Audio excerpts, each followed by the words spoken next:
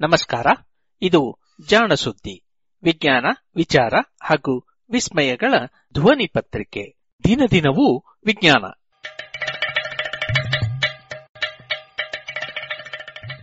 ಸಂಪುಟ 3, ಸಂಚಿಕೆ 303, ಜುಲೈ 21, 2020.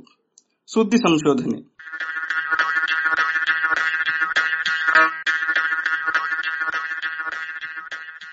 ನೆರವು ಪ್ರಗತಿ ಟ್ರಸ್ಟ್ ಕೋಲಾರ.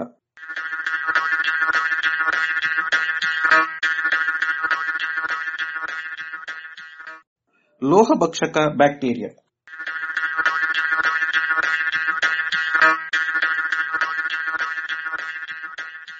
ಶೀರ್ಷಿಕೆಯನ್ನು ನೋಡಿ ನೀವು ಮೊದಲಿಗೆ ಸುಳ್ಳು ಎನ್ನುವಿರಿ. ಪ್ಲಾಸ್ಟಿಕ್ ಅನ್ನೇ ಅರಗಿಸದ ಬ್ಯಾಕ್ಟೀರಿಯಾ ಲೋಹವನ್ನು ತಿನ್ನುವುದೇ? ಹೀಗೂ ಉಂಟೆ ಎಂದು ನೀವು ಹೇಳಿದರೆ ಅದು ತಪ್ಪಲ್ಲ ಬಿಡಿ.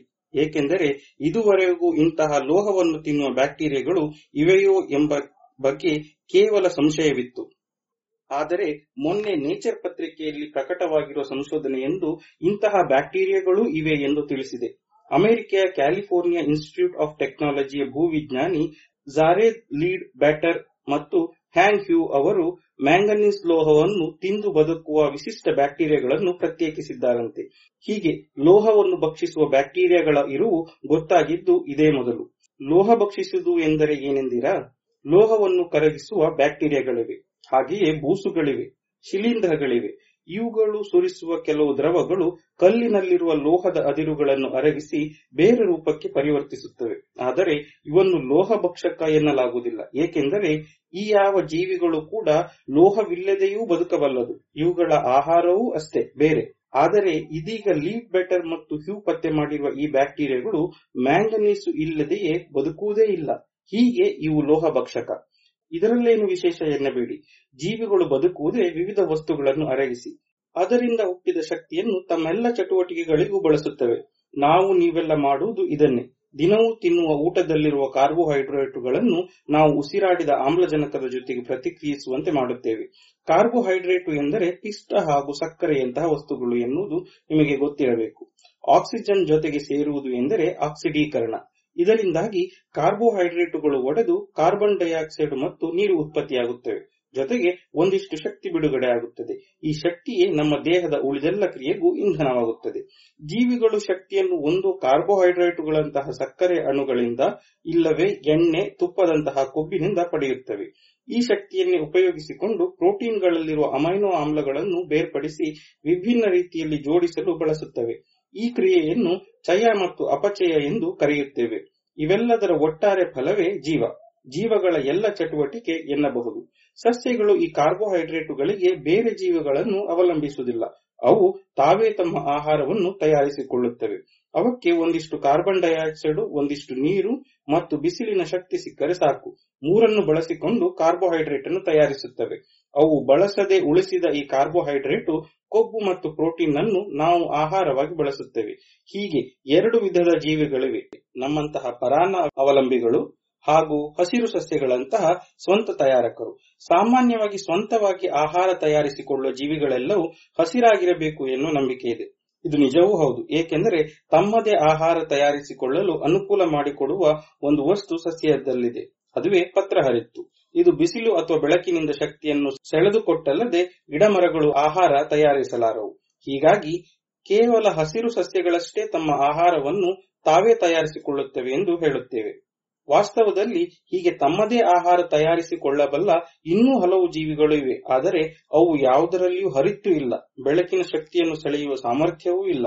ಆದರೂ ಅವು ಬೇರೆ ಮೂಲಗಳಿಂದ ಶಕ್ತಿಯನ್ನು ಪಡೆದು ಕಾರ್ಬನ್ ಡೈಆಕ್ಸೈಡಿನಿಂದ ತಮ್ಮ ಆಹಾರವನ್ನು ತಯಾರಿಸಿಕೊಳ್ಳುತ್ತವೆ. ಇದೀಗ ಲೀಡ್ ಬೇಟರ್ ಮತ್ತು ಹ್ಯೂ ಪತ್ತೆ ಮಾಡಿರುವುದು ಇಂತಹುದೇ ಸಾಮರ್ಥ್ಯದ ಜೀವಿಯನ್ನ, ಅಲ್ಲಲ್ಲ ಜೀವಿಗಳನ್ನ.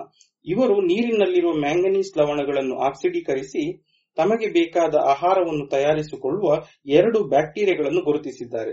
ಇವು ಭಾಗವತದಲ್ಲಿ ಬರುವ ಜಯ ವಿಜಯರಂತೆ ಒಂದನ್ನು ಬಿಟ್ಟು ಇನ್ನೊಂದು ಇರಲಾರವು.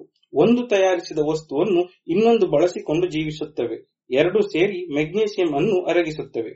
ಬಿಸಿಲಿನಿಂದ ಶಕ್ತಿಯನ್ನು ಸೆಳೆಯದೆ ರಾಸಾಯನಿಕ ಕ್ರಿಯೆಗಳಿಂದ ಶಕ್ತಿ ಪಡೆಯುವ ಇಂತಹ ಜೀವಿಗಳನ್ನು ಕೀಮೋಲಿಥೋ ಆಟೋಟ್ರೋಫಿಕ್ ಜೀವಿಗಳು ಎನ್ನುತ್ತಾರೆ. ಇದರ ಅರ್ಥ ಇಷ್ಟೇ: ರಾಸಾಯನಿಕ ಕ್ರಿಯೆಯಿಂದ ಶಿಲೆಗಳು ಅಥವಾ ಲೋಹಗಳನ್ನು ಬಳಸಿಕೊಂಡು ಬದುಕುವ ಜೀವಿಗಳು ಎಂದು.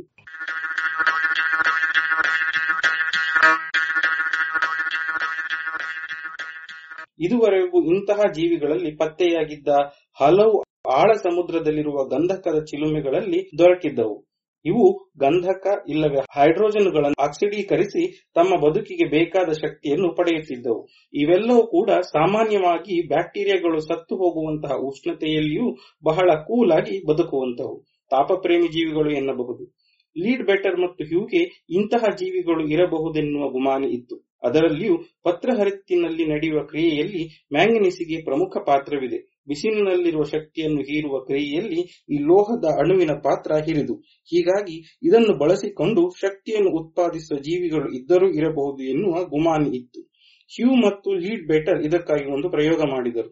ಮ್ಯಾಂಗನೀಸ್ ಕಾರ್ಬೋನೇಟ್ ಲವಣಗಳನ್ನು ಚೆನ್ನಾಗಿ ಅರೆದು ಗಾಜಿನ ಪಾತ್ರೆಗಳೊಳಗೆ ಲೇಪಿಸಿದರು. ಅನಂತರ ನಲ್ಲಿಯ ನೀರನ್ನು ಹಿಡಿದು ಇದರೊಳಗೆ ಹಾಕಿ ಇಟ್ಟರು. ಹಾಗೇನಾದರೂ ಮ್ಯಾಂಗನೀಸ್ ಅನ್ನು ಅರಗಿಸುವ ಜೀವಿಗಳಿದ್ದರೆ ಅವು ಈ ನೀರಿನಲ್ಲಿ ಬೆಳೆಯಬೇಕು. ಅದು ಇವರ ತರ್ಕ. ಇದಕ್ಕಾಗಿ ಆ ನೀರಿನಲ್ಲಿ ಬೇರೆ ಯಾವ ಆಹಾರ ಪದಾರ್ಥವೂ ಇಲ್ಲದಂತೆ ಇವರು ಎಚ್ಚರ ವಹಿಸಿದ್ದರು. 1 ತಿಂಗಳ ನಂತರ ನೋಡಿದಾಗ ಪಾತ್ರೆಯಲ್ಲಿದ್ದ ನೀರಿನಲ್ಲಿ ಸಣ್ಣ ಸಣ್ಣ ಮ್ಯಾಂಗನೀಸ್ ಗುಂಡುಗಳು ಉದುರಿದ್ದವು. ಹಳದಿ ಬಣ್ಣದ ಮ್ಯಾಂಗನೀಸ್ ಕಾರ್ಬೋನೇಟು ಕರಗಿ ಕಪ್ಪು ಬಣ್ಣದ ಮ್ಯಾಂಗನೀಸು ಬಿಡುಗಡೆಯಾಗಿತ್ತು. ಈ ಲೋಹ ಕಾಣಿಸಬೇಕಾದರೆ ಮ್ಯಾಂಗನೀಸ್ ಕಾರ್ಬೋನೇಟು ಒಡೆದಿರಬೇಕಷ್ಟೇ. ಅಂದರೆ ಹೀಗೊಂದು ಕ್ರಿಯೆ ಅಲ್ಲಿ ಜರುಗಿದೆ ಎನ್ನುವುದು ಸ್ಪಷ್ಟವಾಯಿತು. ಆದರೆ ಇದು ಯಾವ ಕಾರಣಕ್ಕೆ ಆಯಿತು? ಇದನ್ನು ಪರೀಕ್ಷಿಸಲು ಈ ರೀತಿಯಲ್ಲಿ ಕಪ್ಪುಗಟ್ಟಿದ ದ್ರಾವಣದಿಂದ ಒಂದಿಷ್ಟು ತೆಗೆದು ಮೊಸರಿಗೆ ಹೆಪ್ಪು ಸೇರಿಸುವ ಹಾಗೆ ಇನ್ನೊಂದು ಮ್ಯಾಂಗನೀಸ್ ಲೇಪ ಬಳಿದ ಪಾತ್ರೆಯ ನೀರಿಗೆ ಹಾಕಿದರು. ಅಲ್ಲಿಯೂ ಹೀಗೆ ಕಪ್ಪು ಮ್ಯಾಂಗನೀಸು ಉತ್ಪಾದನೆಯಾಯಿತು. ಈ ರೀತಿಯಲ್ಲಿ ಮಾಡುತ್ತಾ ಕೊನೆಗೆ ಒಂದಿಷ್ಟು ಗಟ್ಟಿಯಾದ ಹೆಪ್ಪನ್ನು ತಯಾರಿಸಿದರು. ಇದನ್ನು ಬೆಳೆಸಲು ನೋಡಿದರು. ಅದು ಬೆಳೆಯಿತು. ಅರ್ಥಾತ್ ಇದೊಂದು ಜೀವಿಯ ಕೆಲಸ ಎನ್ನುವುದು ಸ್ಪಷ್ಟವಾಯಿತು.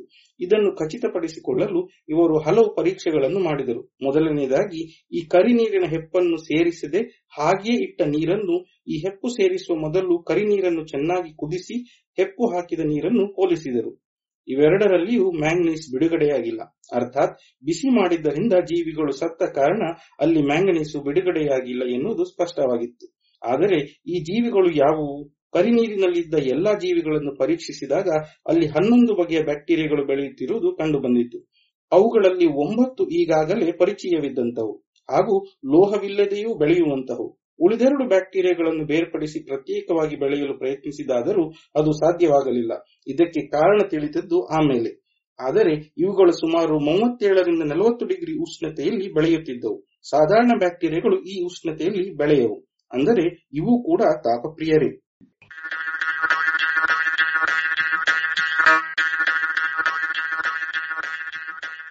ನೀರಿನಲ್ಲಿ ಇದ್ದ ಮ್ಯಾಂಗನೀಸು ಕಣಗಳನ್ನು ಗಮನಿಸಿದಾಗ ಅವು ಮ್ಯಾಂಗನೀಸು ಆಕ್ಸೈಡ್ ಎಂದು ತಿಳಿಯಿತು. ಅವುಗಳಲ್ಲಿ ಅಲ್ಲಲ್ಲಿ ಹಳ್ಳಗಳಿದ್ದವು. ಡಿಎನ್ಎಯನ್ನು ಪತ್ತೆ ಮಾಡಿ ಅದಕ್ಕೆ ತಳುಕಿಕೊಳ್ಳುವ ಬಣ್ಣದ ವಸ್ತುವೊಂದನ್ನು ಹಾಕಿ ಹುಡುಕಿದಾಗ ಈ ಹಳ್ಳಗಳಲ್ಲಿ ಮಿಣುಕು ಕಾಣಿಸಿತು. ಅಲ್ಲಿ ಜೀವಿ ಇದೆ ಎನ್ನುವುದಕ್ಕೆ ಇದು ಪುರಾವೆಯಾಗಿತ್ತು. ಅನಂತರ ಈ ಜೀವಿಗಳನ್ನು ಪ್ರತ್ಯೇಕಿಸಿ ಬೆಳೆಸಲು ಪ್ರಯತ್ನಿಸಿದರೆ ಸಾಧ್ಯವಾಗಲಿಲ್ಲ. ಡಿಎನ್ಎ ಪರೀಕ್ಷೆ ಮಾಡಿದಾಗ ಅಲ್ಲಿ 2 ಬಗೆಯ ಜೀವಿಗಳು ಇರಬಹುದು ಎಂದು ತಿಳಿಯಿತು. ಇವುಗಳಲ್ಲಿ ಒಂದನ್ನಷ್ಟೇ ತೆಗೆದು ಬೆಳೆಸಲು ಪ್ರಯತ್ನಿಸಿದರೆ ಸಾಧ್ಯವಾಗುತ್ತಿರಲಿಲ್ಲ. ಎರಡನ್ನೂ ಸೇರಿಸಿ ಬೆಳೆಸಿದರೆ ಆಗ ಅವು ಬೆಳೆಯುತ್ತಿದ್ದವು. ಜೊತೆಗೆ ಇವು ಬೆಳೆದಷ್ಟೇ ವೇಗದಲ್ಲಿ ಮ್ಯಾಂಗನೀಸು ಕಾರ್ಬನೇಟಿನ ಆಕ್ಸಿಡೀಕರಣ ಆಗುತ್ತಿದೆ ಎನ್ನುವುದನ್ನು ಇವರು ಅಳೆದರು. ಅಂದರೆ ಮ್ಯಾಂಗನೀಸು ಕಾರ್ಬನೇಟು ಅರಗುವುದಕ್ಕೆ ಕೇವಲ ಈ ಜೀವಿಯಿಂದ ಸುರಿದ ರಾಸಾಯನಿಕವಲ್ಲ, ಈ ಜೀವಿಗಳು ಬೆಳೆದದ್ದು ಸಂಖ್ಯೆಯಲ್ಲಿ ಹೆಚ್ಚಿದ್ದು ಕಾರಣ ಎಂದಾಯಿತು. ಅಂದರೆ ಈ ಜೀವಿಗಳ ಬದುಕಿಗೆ ಮ್ಯಾಂಗನೀಸೇ ಆಹಾರ.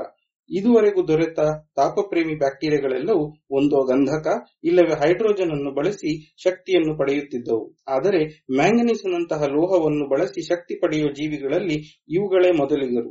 ಈ ಶೋಧ ಜೀವಿಗಳ ಉಗಮ ಬಲು ವೈವಿಧ್ಯಮಯವಾಗಿದ್ದಿರಬಹುದು ಎಂದು ತಿಳಿಸುತ್ತದೆ. ಇವುಗಳಲ್ಲಿ ಅತಿ ಹೆಚ್ಚು ಇದ್ದ ಬ್ಯಾಕ್ಟೀರಿಯಾವನ್ನು ಕ್ಯಾಂಡಿಡೇಟಸ್ ಮ್ಯಾಂಗನೋಟ್ರೋಫಿನ್ ನಾಡ್ಯುಲೇಟರ್ ಎಂದು ಸದ್ಯಕ್ಕೆ ಹೆಸರಿಸಿದ್ದಾರೆ. ಮತ್ತೊಂದನ್ನು ರಾಮ್ಲಿಬ್ಲ್ಯಾಕ್ಟರ್ ಲಿಥೋಟ್ರೋಫಿಕಸ್ ಎಂದು ಹೆಸರಿಸಿದ್ದಾರೆ. ಅರ್ಥಾತ್ ಒಂದು ಮ್ಯಾಂಗನೀಸ್ ಗುಂಡುಗಳನ್ನು ಮಾಡುವ ಬ್ಯಾಕ್ಟೀರಿಯಾ ಅಭ್ಯರ್ಥಿ ಅಂತಲೂ ಇನ್ನೊಂದನ್ನು ರಾಮ್ಲಿಬ್ಲ್ಯಾಕ್ಟರ್ ಜಾತಿಗೆ ಸೇರಿದ ಕಲ್ಲು ತಿನ್ನುವ ಬ್ಯಾಕ್ಟೀರಿಯಾ ಎಂದು ಹೆಸರು. ಹೀಗೆ ಮೊತ್ತ ಮೊದಲ ಲೋಹಭಕ್ಷಕ ಬ್ಯಾಕ್ಟೀರಿಯಾಗಳ ಶೋಧವಾಗಿದೆ.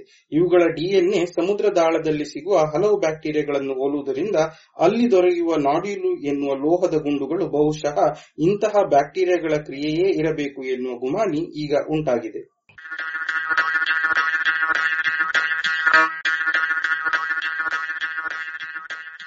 ಇದು ಇಂದಿನ ಸುದ್ದಿ ಸಂಶೋಧನೆ. ರಚನೆ ಕೊಳ್ಳೇಗಾಲ ಶರ್ಮಾ. ಪ್ರಸ್ತುತಿ ಶರತ್ ಬಿಜೂರು.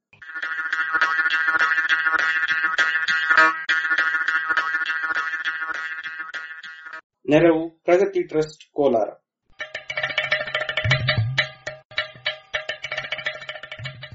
ಜಾಣ ಸುದ್ದಿಯ ಬಗ್ಗೆ ಸಲಹೆ ಸಂದೇಹಗಳು ಇದ್ದಲ್ಲಿ ನೇರವಾಗಿ 9886640328 ಈ ನಂಬರಿಗೆ ವಾಟ್ಸಪ್ ಮಾಡಿ ಇಲ್ಲವೇ ಕರೆ ಮಾಡಿ.